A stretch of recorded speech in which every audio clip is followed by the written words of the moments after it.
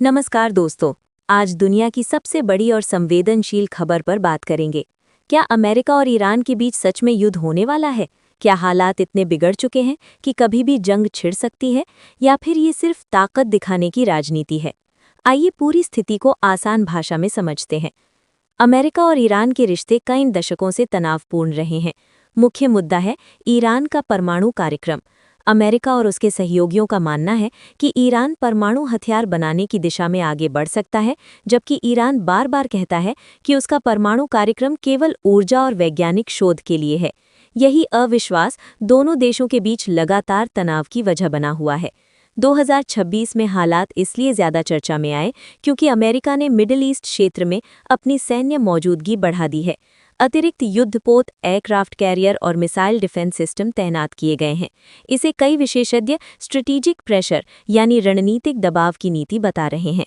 दूसरी तरफ ईरान ने भी अपने रक्षा सिस्टम और मिसाइल क्षमता को मजबूत करने के संकेत दिए हैं। बयानबाजी भी तेज हुई है। कुछ अमेरिकी नेताओं ने कहा कि सभी विकल्प खुले हैं, जिसमें सैन्य विकल्प भी शामिल है।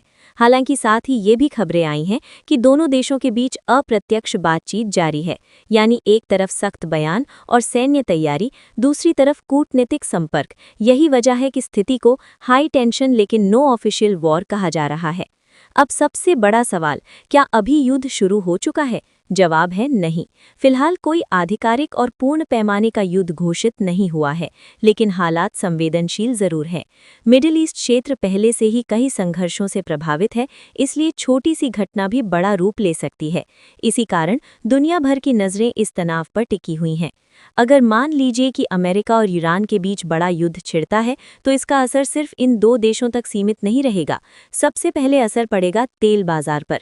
ईरान खाड़ी क्षेत्र में स्थित है, जहां से दुनिया का बड़ा हिस्सा कच्चा तेल गुजरता है।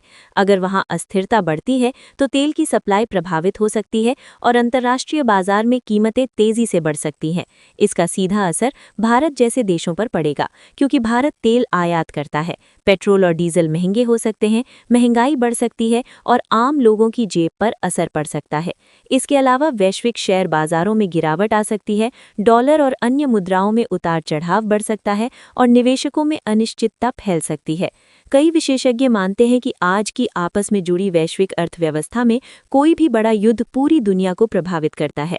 इसलिए अमेरिका और ईरान दोनों के लिए भी सीधा युद्ध आसान फैसला नहीं है, क्योंकि इसकी कीमत बहुत भारी हो सकती है, आर्थिक भी और राजनीतिक भी। कई विश्लेषकों का मानना है कि दोनों देश एक दूसरे पर दबाव बनाकर बेहतर समझौता हासिल करना चाहते हैं।